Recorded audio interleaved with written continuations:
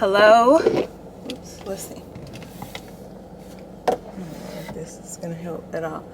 Hello. Welcome. It's another day. I am just finishing up my workout at the gym. I had a grape Celsius for the first time, and I like this flavor. It's called Grape Rush. I'm finding more and more flavors that I actually enjoy. But anyway, this is going to be a DIY Christmas gift for your coworkers or staff or whatever on a budget. So I am right by Hobby Lobby, so I'm gonna go in Hobby Lobby and get some cork coasters. I think I might do a mix between circle and square, but I need 16, I think. Let me see.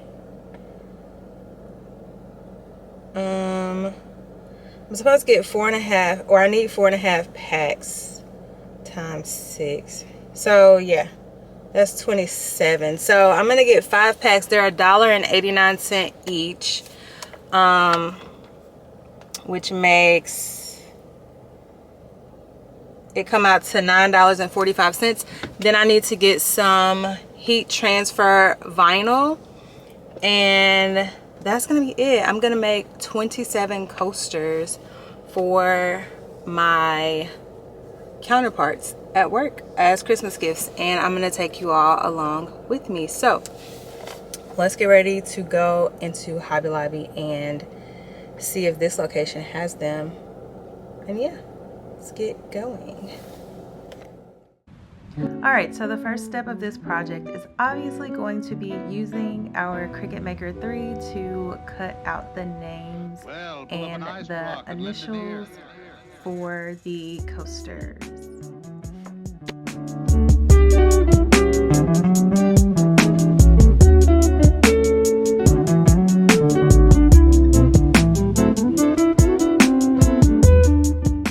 Okay, now that that is cut, it is time to weed, which is the most tedious part of any Cricut Maker project.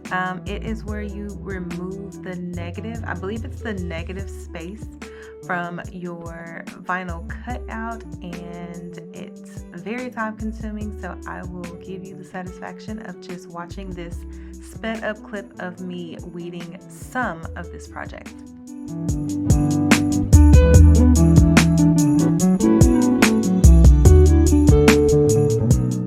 I want to point out that while I was weeding, I was also cutting out the monogrammed letters.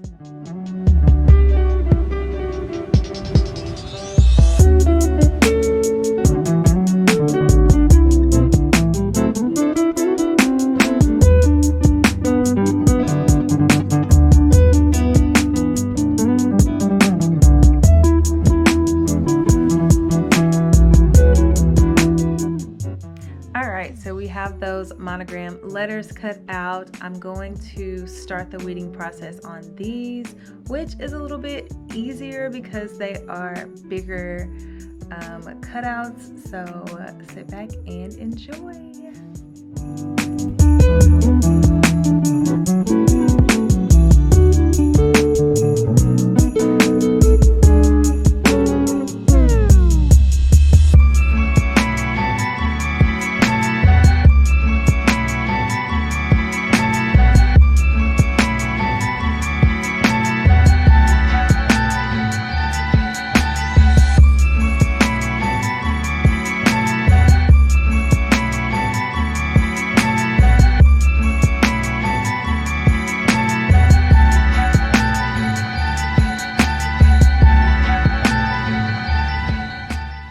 Now that we have all of that done, it is time for us to start pressing these things out. I ended up doing 40 of these, not the 27 that I initially said in the intro. So yeah, just watch me as I use my big press to press some of these coasters down.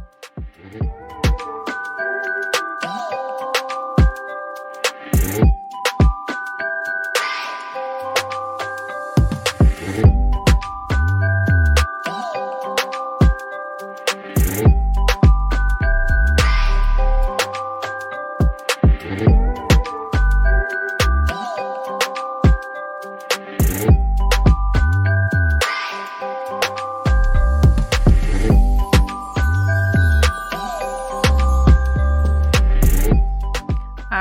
so I did 2 presses on these, and now I'm just gonna peel the plastic off. Isn't that so satisfying?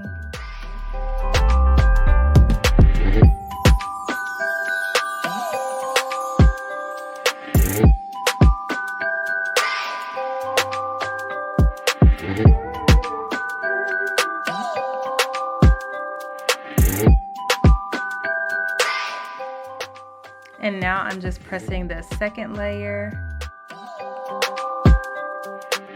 And this is our finished product. I'm so happy with how they turned out. Now let's package them up.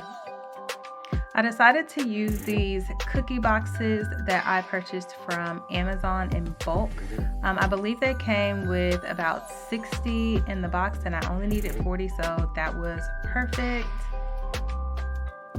Alright, so I'm going to punch some holes in the front of it because I want to add a ribbon at the end. So I'm using a single hole punch to do that.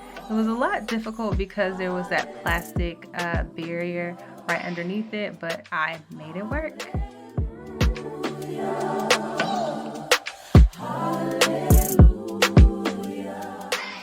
Alright, so now I'm getting ready to stuff the boxes with this decorative shred. I got red and green, so I'll alternate between the different boxes.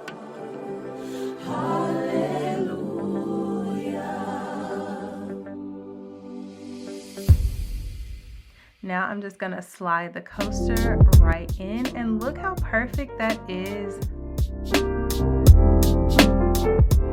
Now it's time to put the bow on. It's coming together so nicely. This makes me so excited.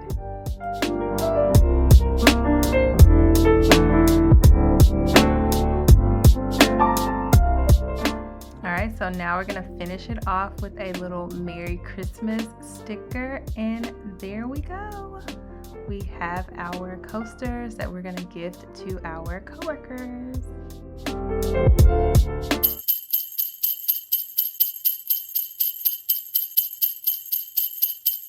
All right, we are back on day 16 of the Advent Devotional. The title today is an Advent prayer for the shepherds in our communities. The scripture is Luke 2:8-9, and it reads, "And there were shepherds living out in the fields nearby, keeping watch over their flock at night. An angel of the Lord appeared to them, and the glory of the Lord shone around them, and they were terrified." The meditation for today is shepherd was not a glamorous job. Shepherds were dirty and smelly from tending their sheep and a lower class in society, yet the angel appeared to them. Who in your communities are the ones who are looked down on, to whom the glorious good news might have come to today? All right, so we're going to pause here. We're going to map out these verses, and then we're going to come back for a discussion of the mapping and for the prayer. All right, we have mapped out these verses. As usual, I have highlighted, circled, bracketed, and all the things. So let's just shoot through it real quick. I highlighted shepherds living out in fields. I circled keeping watch. In this whole series, I've been highlighting behold every time I see it, because the first time I defined it, it means see with attention. And so every time I see it in the Bible now, I'm like, okay, now I need to pay attention. And so that's kind of how that was. Angel of the Lord. Angel of the Lord stood. I highlighted. I bracketed the glory of the Lord.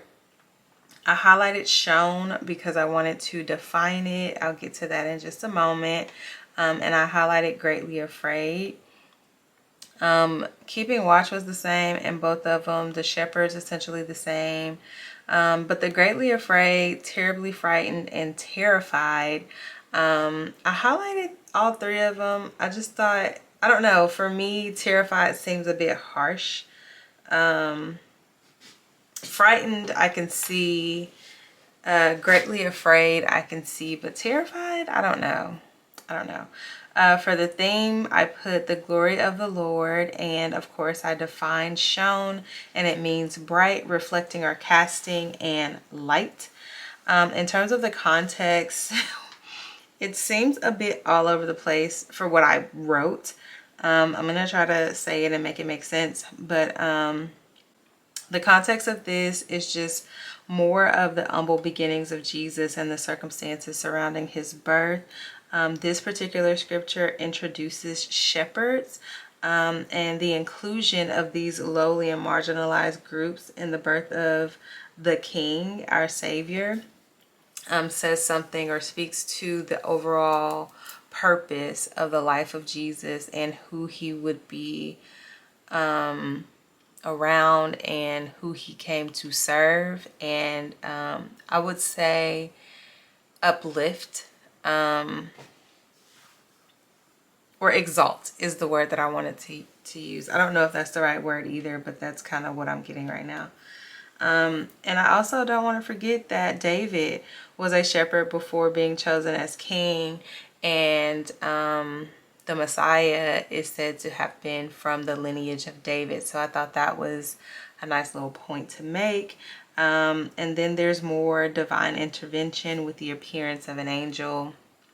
And we know that the angel Gabriel appeared to not Elizabeth, Zacharias, and the same angel appeared to Mary, and then an angel appeared to Joseph in his dream, and now an angel is in the field appearing to these shepherds. My perspective, I said to keep watch over what God has entrusted to you. You never know when an angel of the Lord will stand before you, bringing the glory of the Lord with it, and what an honor it would or should be when it happens.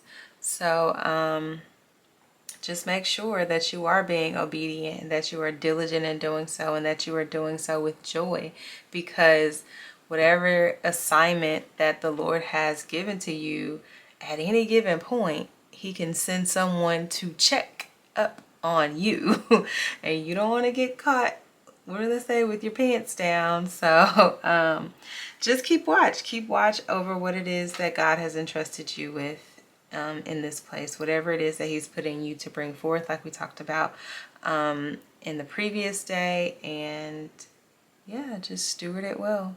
Let's get into the prayer.